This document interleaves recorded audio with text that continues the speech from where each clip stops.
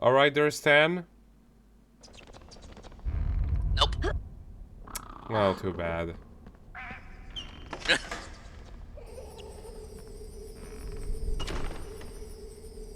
Well, Bubbles. or weird little swirlies.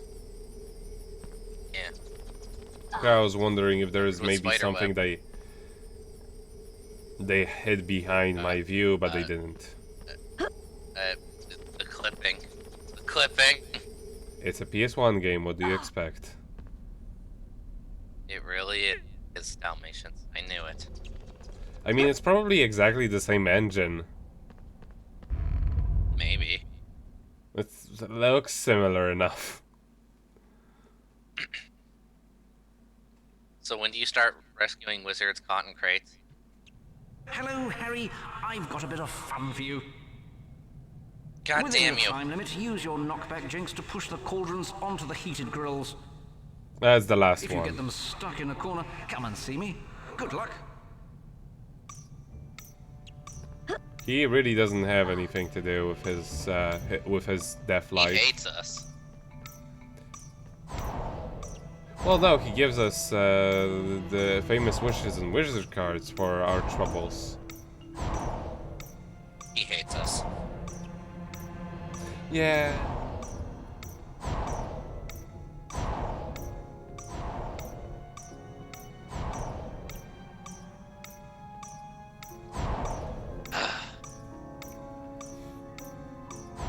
Now, come Nearly on, headless those are Nick, you're on my shit list. those aren't the worst block pushing puzzles there are. No, but still, it's like Yeah. every door we go into with this guy. Yeah, especially since they literally put all of his puzzles right next to one another. It would be less annoying if they put them like in a couple rooms apart, say. But as it is, it's like all of the levels happen at the pretty much exact same moment. And they're not that much different. Well done, Harry. You've pushed all the cauldrons into their correct places. Here's a famous witches and wizards card for your efforts.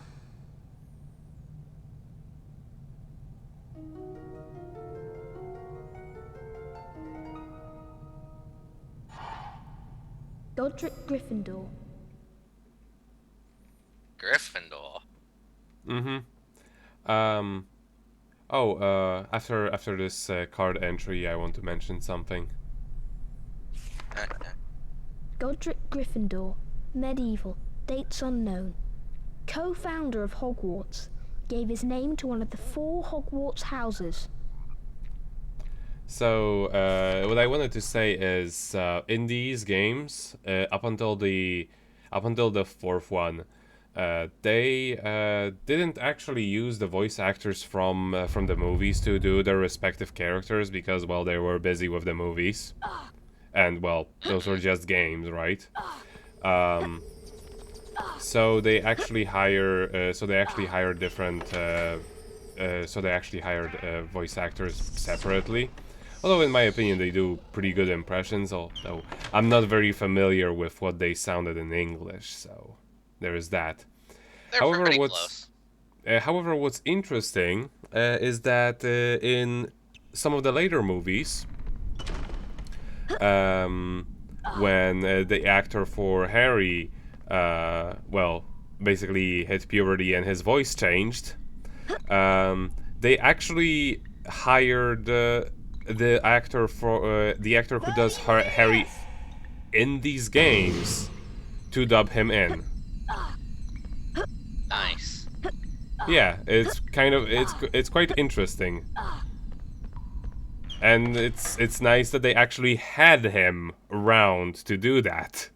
Like, had somebody who worked impersonating Harry Potter already.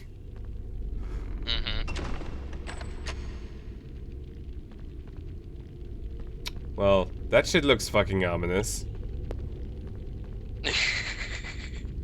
Let's go poke it. Someone has been casting spells of the dark arts, Harry. It's all very peculiar, I must say. The exit They're to very the happy dungeons about is it. blocked by a horrendous set of curses. Dark arts magic, I'm sure. You already said that. There are 4 curses and each must be dispelled before the door will unlock. The actual curses are hidden around the dungeon. Once found, use your knockback jinx to dispel them. Doesn't seem to impede your progress any, though.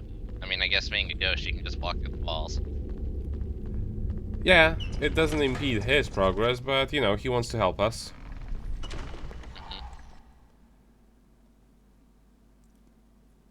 Now, it may seem like I'm not exploring the dungeon here, right? But what I did in order to not get lost in this location, and here I just, I think I just show off the potion mixing minigame, or maybe not. Maybe I do it later on, because I don't really need it. Why, it's Potty Wee Potter! I'm Peeves Potter, and you better watch out for me! Young Potter, you're ugly, but what can we do? Everyone says you belong in a zoo. If you look in a mirror, it surely will crack. The best thing to do is wear a nice sack. I like the filter on his voice. Yes, it's like really ghostly. Yeah. And I've never actually heard a similar one used anywhere else. But yeah, this is Peeves. He appears in each and every single one of the first 3 games. He's like the token 2-dimensional villain who'll just do things to fuck us over, just for the hell of it. But yeah, what I was saying is, I made a rule for myself in order to not get lost, because this location is pretty complicated. I'm going to go through this dungeon first without opening a single door.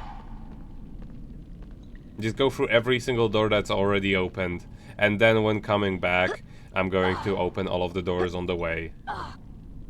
And it actually worked out pretty nicely.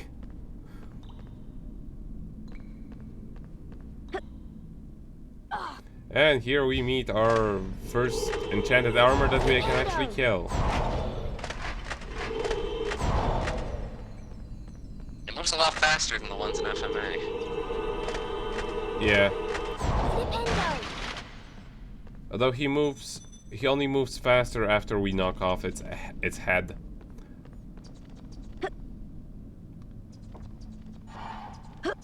But yeah, they aren't really that big of a deal, and it's kind of weird. Like eventually, in this game, if you complete one of the passwords for the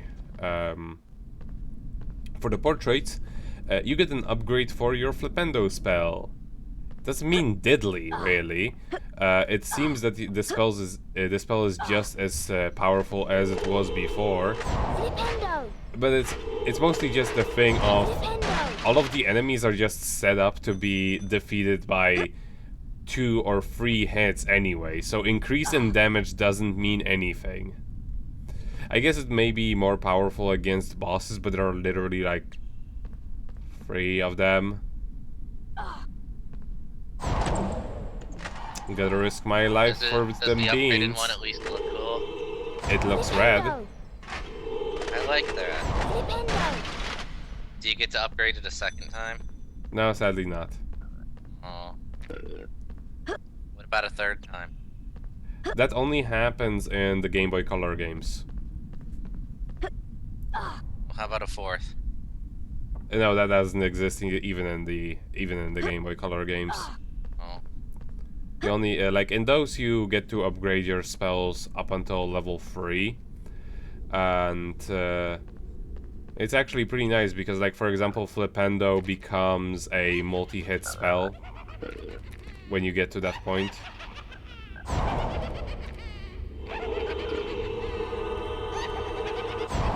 It is very happy. And now it's gone.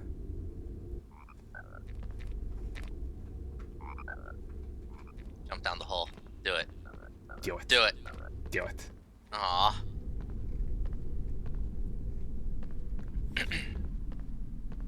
But yeah, thankfully I didn't mess anything up, because like at first I thought, oh god, maybe I was supposed to pick up everything on the way, and then it would like teleport me after I was done. No, it doesn't do that. Like even after I collect everything here, it doesn't teleport me back to the entrance. You still have to go there manually. So this is as good of a way to do it as any. Because you have to go both ways anyway.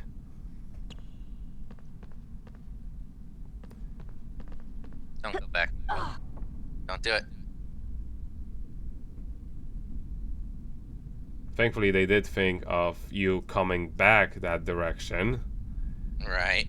So they do put it at such a height that you can easily jump back.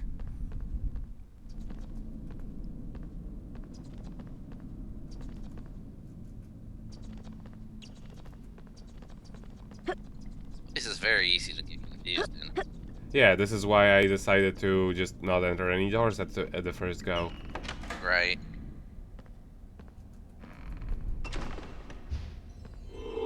Oh hey, another action. Nintendo! I love Harry's leg action when I do that. Like he's dancing. Yes. Except his dance is like 2 frames of animation.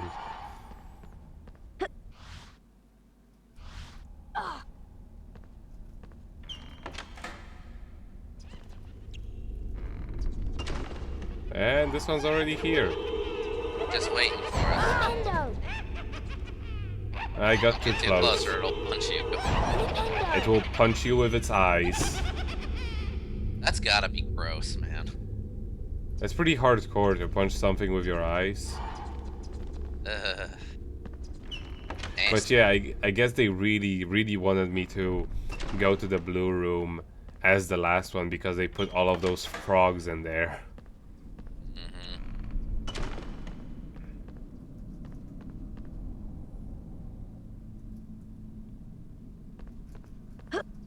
Now we go.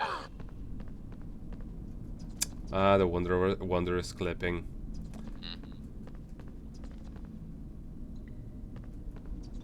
Thankfully, even though this is a labyrinth, it does follow certain patterns. Like for example, when you're entering it, like when you're going down it, it will always go downwards. So like when you're going up, it's always going to be the hallway that faces upwards. That's the one you're going to be coming back to. Not like back and forth, then it would be really confusing. So yeah, this game does actually have pretty good game design, like level design.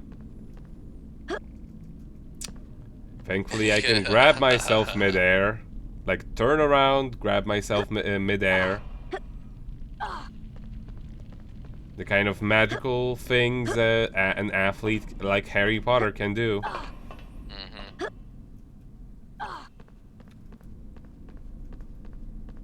Well, at least there it didn't matter. Yeah. There were stairs. I will use them like a human would. Right. A pointless bookshelf is pointless. So much platforming.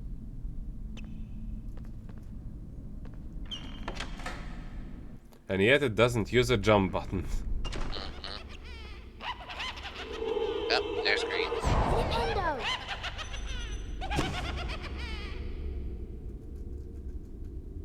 All that's left is yeller. And again, how the hell do they know that I'm doing all that in a bag of chips? Beans. Get the beans. Do it. I No. do get them eventually.